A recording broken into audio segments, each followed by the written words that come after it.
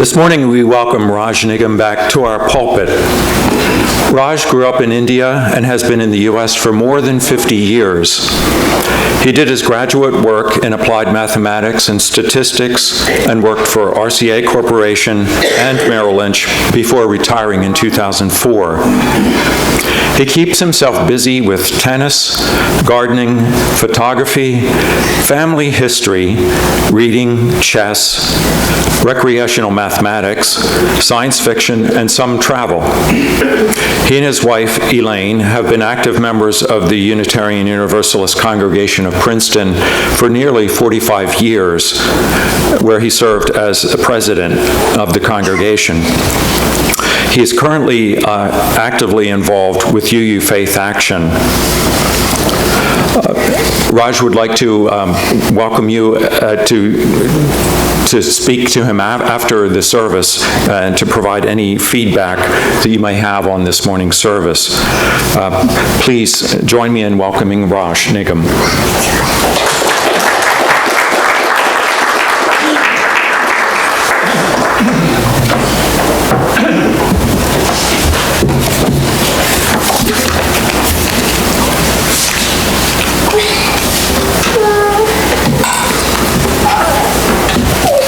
Might help if I put this on. Good morning. Before I begin, I thank Phyllis Shaw, Angela Pinero, Ken Kohler, and Nicholas Place for the help they provided me. And I also thank many others whose names I do not know, who obviously helped out behind the scene in many aspects to make this all happen. My sincere thanks to all. In my sermon today, I will examine the past and current state of poverty and women's inequality, to make a case for shifting our mindset, our thinking, to better examine, to better understand, and to better solve the problems we face.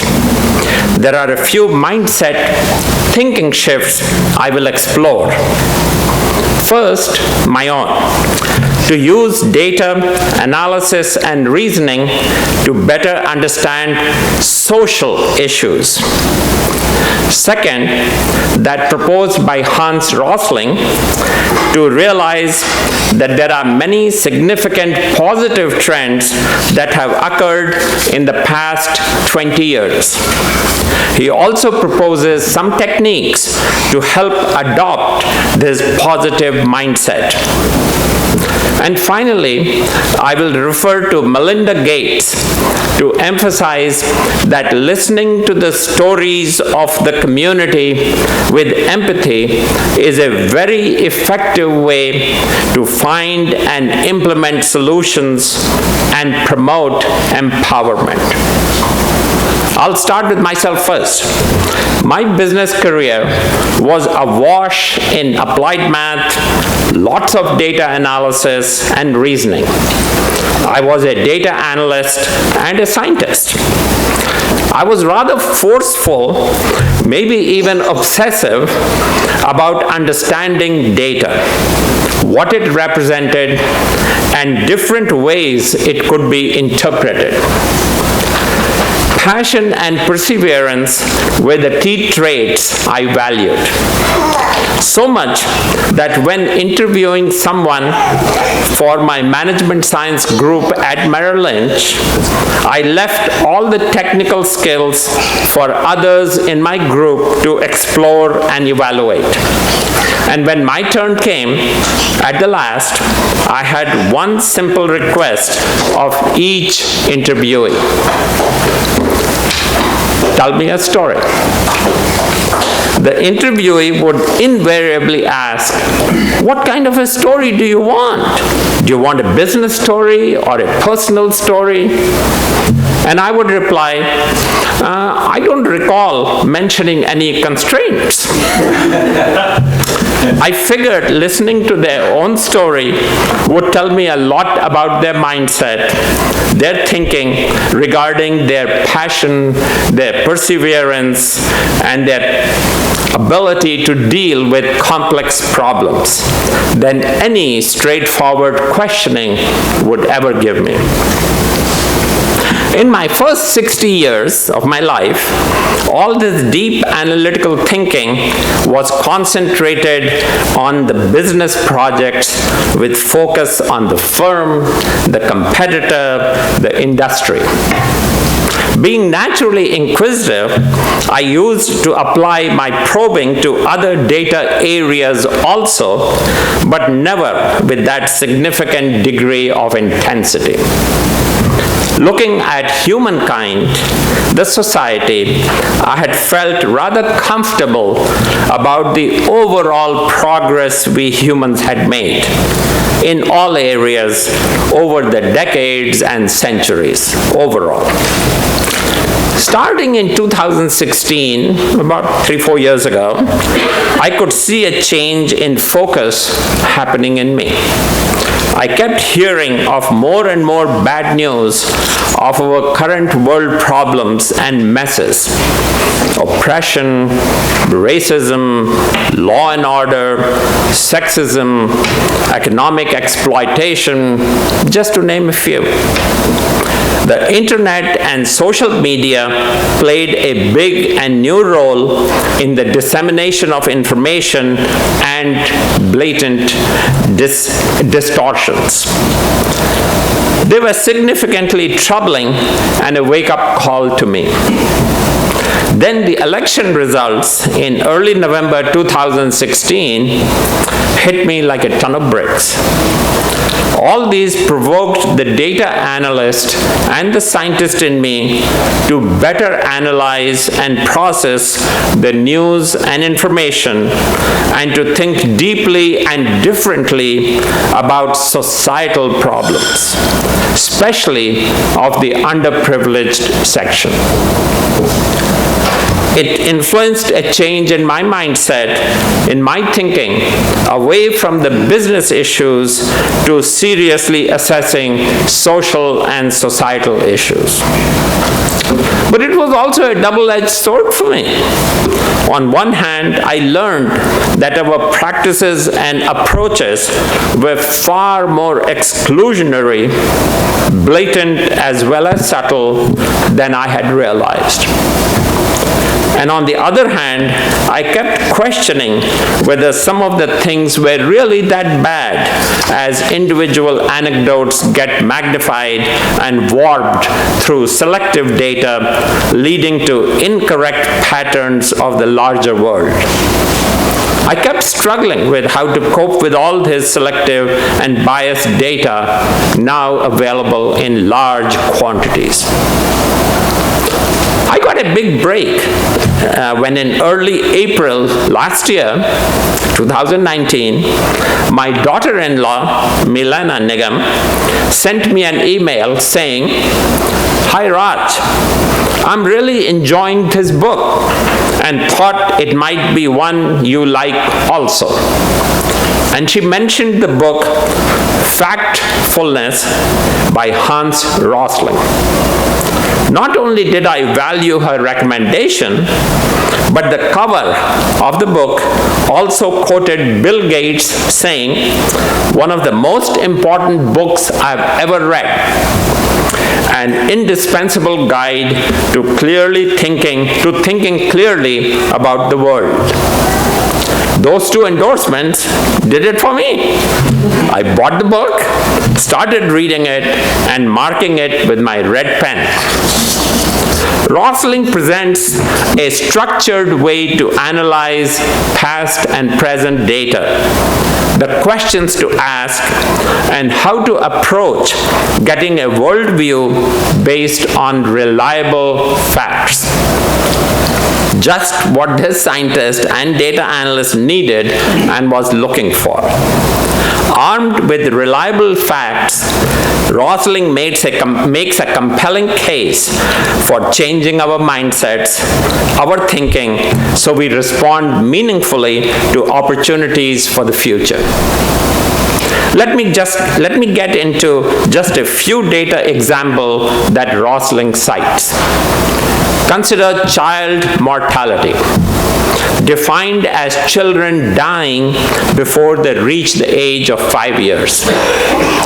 This number was 18% in 1960, 60 years ago. That is, nearly 1 in 5 children died before they reached the age of 5 years. My first question to you all is, compared to 1960, 60 years ago, what is the child mortality now? For your answer, I will give you 3 choices. Just listen to them carefully for now.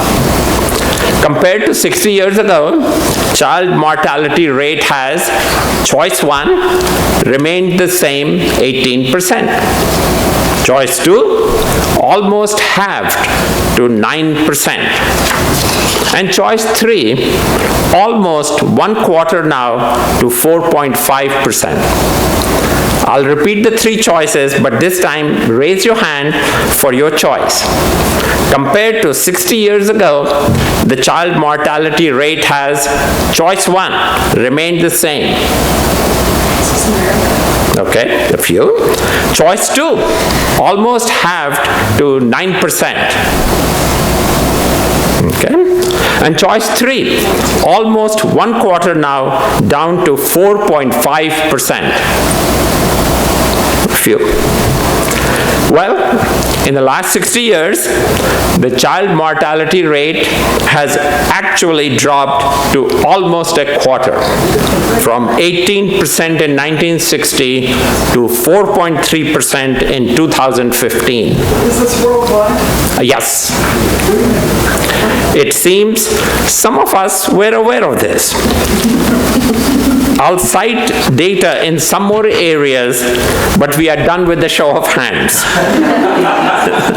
Hopefully you will still continue to listen carefully.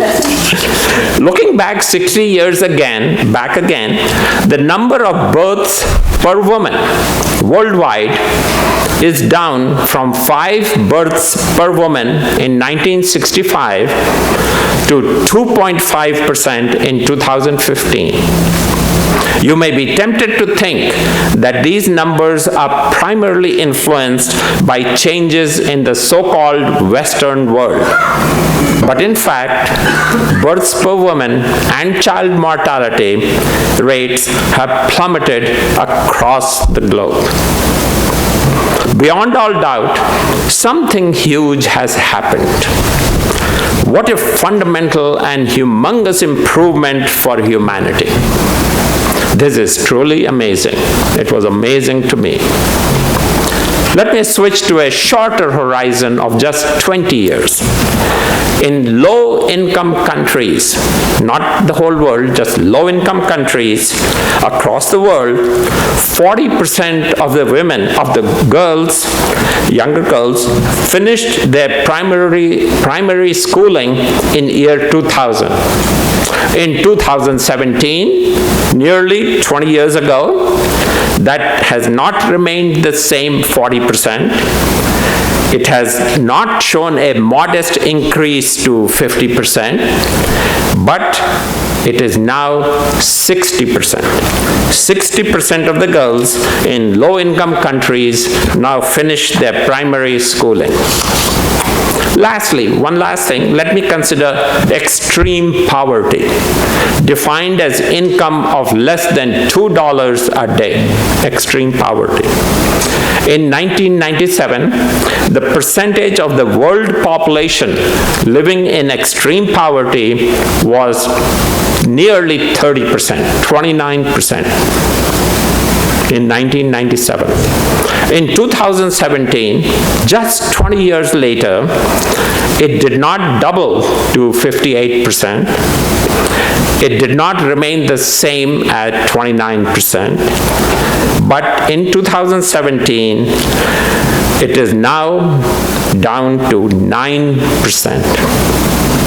In India, the country of my childhood, 270 million people progressed past the poverty threshold of $2 a day. In China, an additional 500 million, that's a B, billion, moved out of such poverty. The world population living in extreme poverty has come down from 29% to 9% in just 20 years. All this did not happen because people had ideas. It's like in the shop story. There were people who were working towards this to reduce this on a daily basis. It is a long-term perseverance and effort that has led to this. These measures show that we have made laudable progress in several ways. Yes, there is still much progress to be made. I'm not going to whitewash that we are done. No way. But when we dig beyond the dire headlines, we see how much the needle has moved for the better. And we do need to pause and, more importantly, absorb and celebrate these huge gains in quality of human life across the globe. They should make us change our mindset, our thinking, to all is not lost with the state of our world.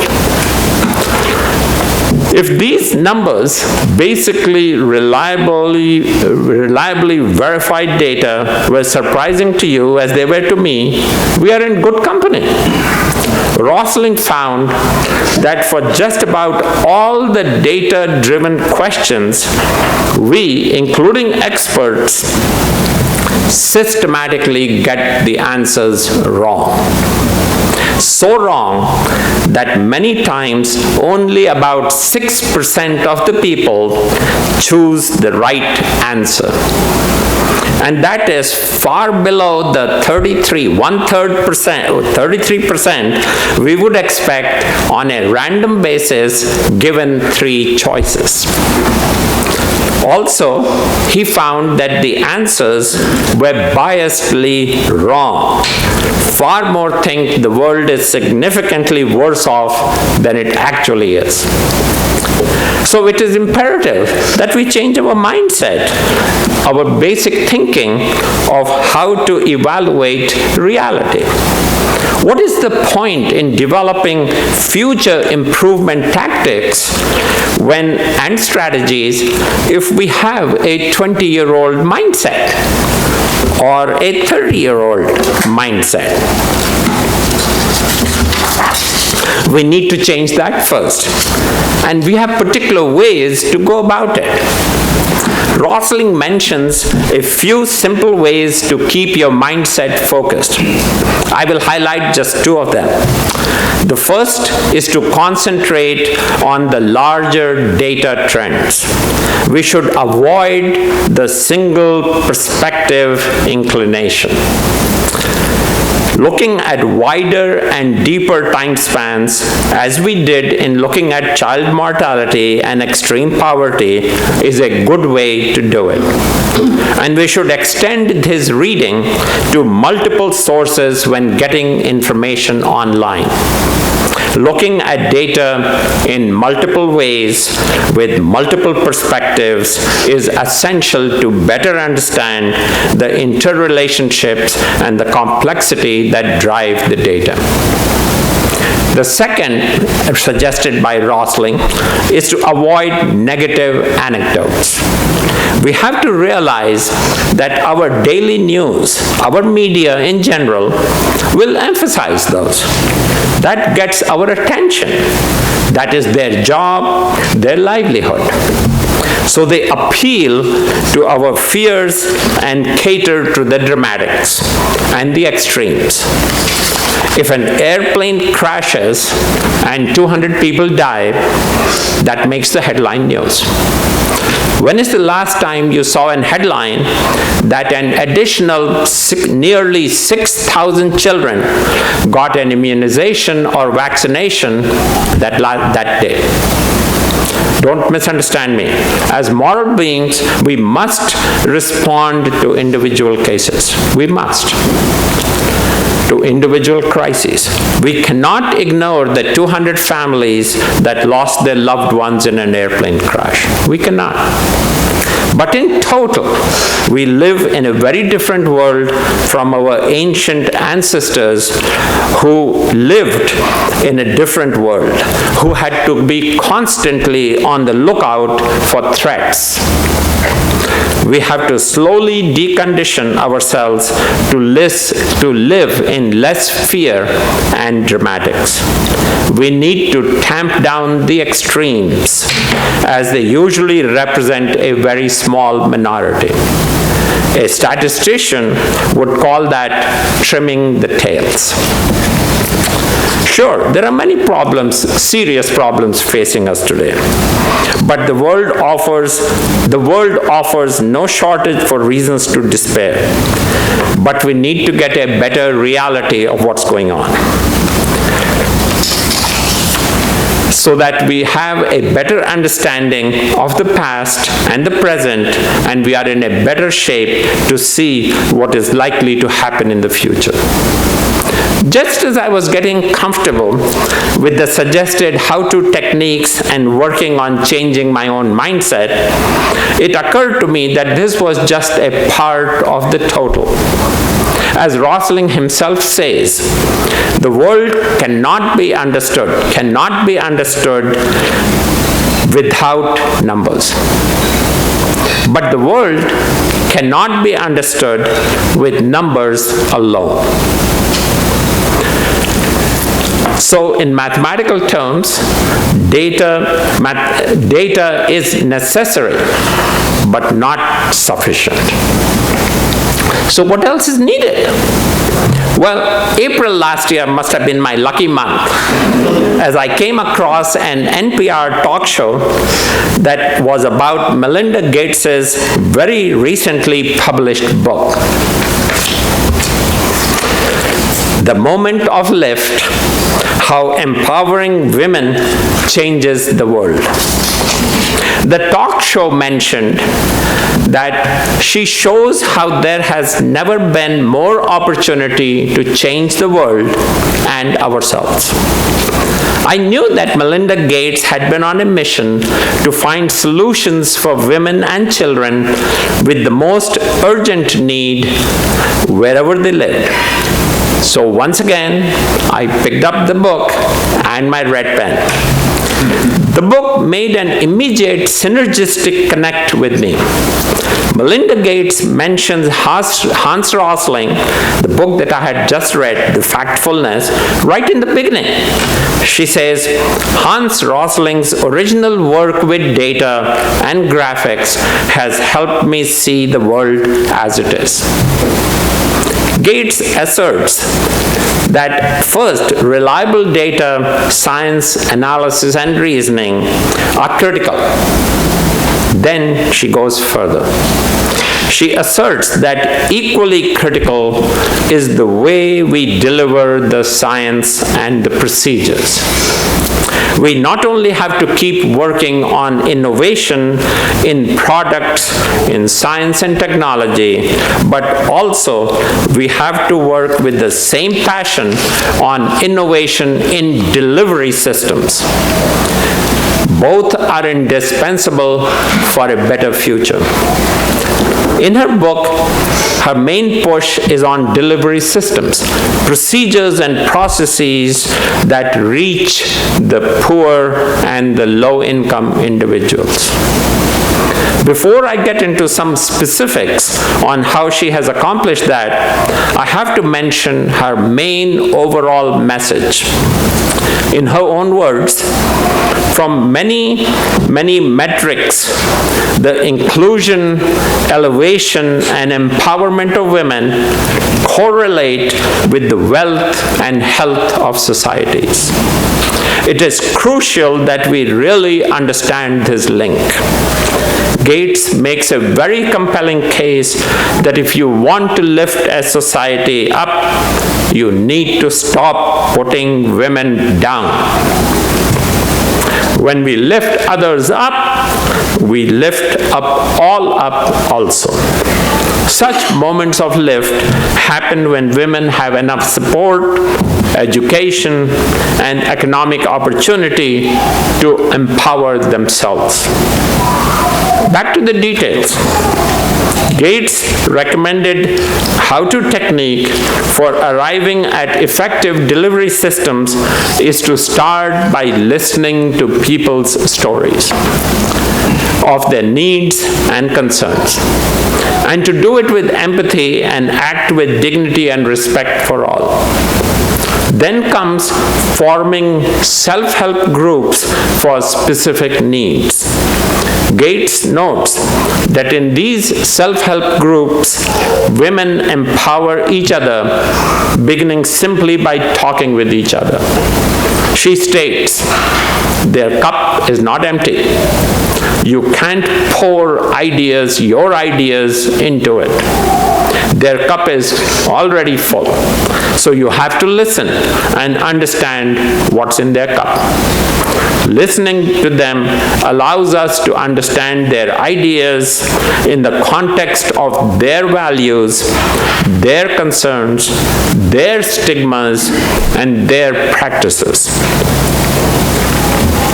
Listening is the only way to understanding the big truths in a deeper way, something we will never get out of a database. And nearly always, out of their own expressions will come solutions. Usually, local community services that promote self-help and low-cost tactics. Since such solutions build on their ideas, they get adopted and they are very effective. Equally important, their own sense of self and mindset shifts to one of empowerment. It is a very positive cycle. I will cite only one example. The rest you will have to read the book. And there are many. Melinda Gates got involved in child mortality. As a first essential step, she analyzed several credible data and analysis reports showing that the newborn to 5-year age group, in that group, newborn deaths were unacceptably high to her. Even though we have shown a good improvement, but she was not happy with it. Thank goodness. Melinda Gates then went on to low-income African communities and formed self-help women's groups. After listening to their stories, it became clear that practices of immediate breastfeeding, keeping the baby warm, cutting the cord with sterilized tools worked wonders. So through the Gates Foundation, she recruited, trained, and supported local community health workers to work with mothers of newborns by teaching these safe newborn practices that really cost very little.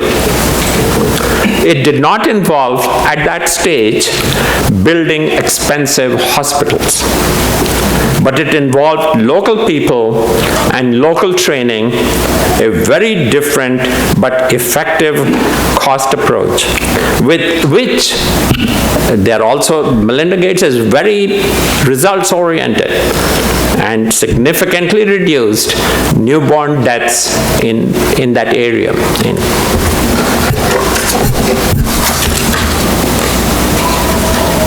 Give me a second. As I close, the main take-home message I have through Rosling is that it is absolutely necessary to seek reliable data, apply analysis and reasoning in order to better understand the reality. We need to change our mindset first. With that as a foundation, Melinda Gates then builds on that. She creates change by listening to stories of individuals, creating self-help groups, and providing local training. In essence, empowering others and ourselves along the way to act and to be successful. This pairing of Rosling and Gates is very powerful and the critical message that has really stuck in me. In the last 3 years, I have a new appreciation of data, societal changes, societal progress, and the importance of stories at both the individual and the community level. You never get that out of a database. But I still have a long ways to go. And that all that is going to be an ongoing effort. Remember the story of the shop. But I have a better grasp on how to improve. May it be so for all of us.